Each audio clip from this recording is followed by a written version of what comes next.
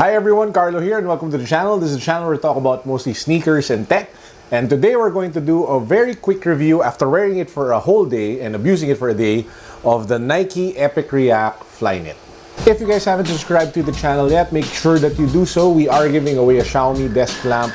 We will be drawing the winner very soon, so you have to be subscribed to the channel to be able to join. Yesterday, we did the unboxing and our initial impressions of the Nike Epic React Flyknit. So again, if you guys haven't checked that out, I'll put the link down below. This is supposed to be Nike's answer to the Adidas Ultra Boost. It features the React technology, which is supposed to provide excellent cushioning, and it has Flyknit upper for that comfortable, breathable upper for your feet. And again, on top of that, it's very lightweight and a little more affordable compared to the Ultra Boost. Now, the question is this better or can this perform compared to what the performance that the Ultra Boost delivers? That's what we're going to talk about in this video today. To give you guys context of what we did for this test, several things. One, we wore it the whole afternoon during office, wherein we walked in and out of the office, across the streets of Makati and all of that stuff. We wore it to a giant book sale that has 2 million books here in the Philippines, which is called the Big Bad Wolf book sale. That was a really crazy walk. I think I got my 11,000 step just walking around that place. And lastly, we took it to the gym before we went home and fell asleep. So those are like the three core experiences that we had to be able to shape this one-day review of the Nike Epic React Flyknit. For this video, we're going to talk about three main observations about the Nike Epic React Flyknit. The first one is a very good thing, and that's how secure and locked your feet feel when they're in the shoe. The problem with the Adidas Ultra Boost, with a lot of the models that they have, is that your feet, or your feet is a bit loose. That's primarily because of I think the Prime Knit upper combined with the very cushiony Ultra Boost. That's why your feet are not as secure as you want them to be. Unless you go for the stability model, which has some sort of thicker Prime Knit, or you go for the laceless. Actually, it's really more the stability more than anything. So that's the problem with the Ultra Boost. The Epic React Flyknit, on the other hand, is really secure. Once you put your feet in, it really hugs your feet for that 1:1 feel. It feels secure, it feels locked down, without the added weight that usually shoes have for that particular kind of feel. The second observation I want to talk about was all about the React technology of Nike. Now, if I were to compare it to the Ultra Boost, it's very straightforward. The Ultra Boost is really walking on pillows. It's very soft, it's very cloud-like, it's very comfortable, and it's just really a pleasant experience altogether. The difference though with the Epic React Flyknit is this one, again, is really more about performance. The energy return is much more noticeable with this pair.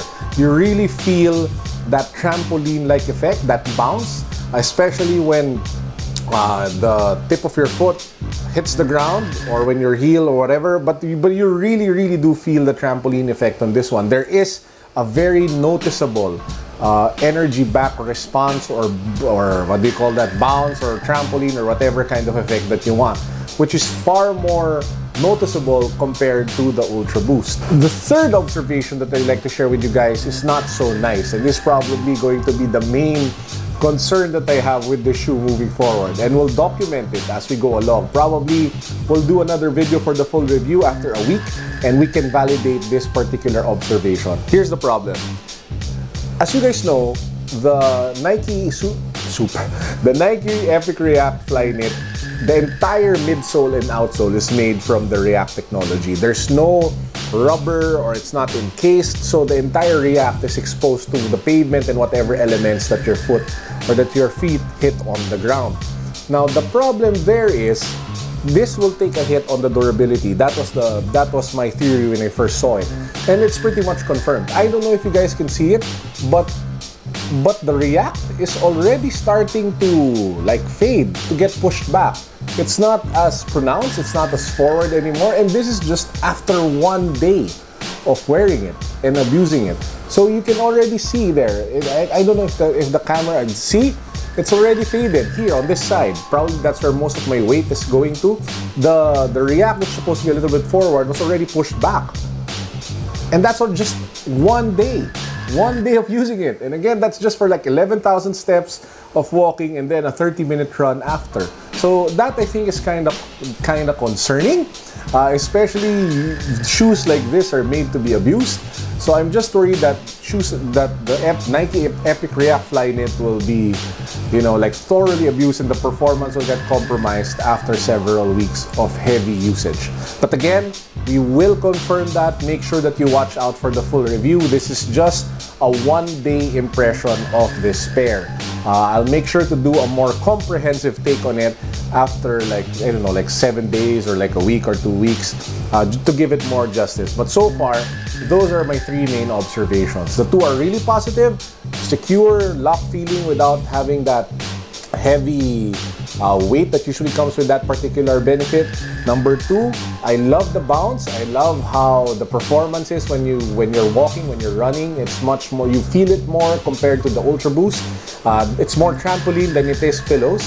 And lastly, and number 3, I'm kind of worried about how the React technology at the very bottom of the shoe is starting to take a beating despite just using it for a day. And that's it for this vlog. I hope you guys are having a fantastic weekend. If you haven't yet, please do make sure that you subscribe to the channel so that you get notifications once we come out with more reviews and content about the shoe.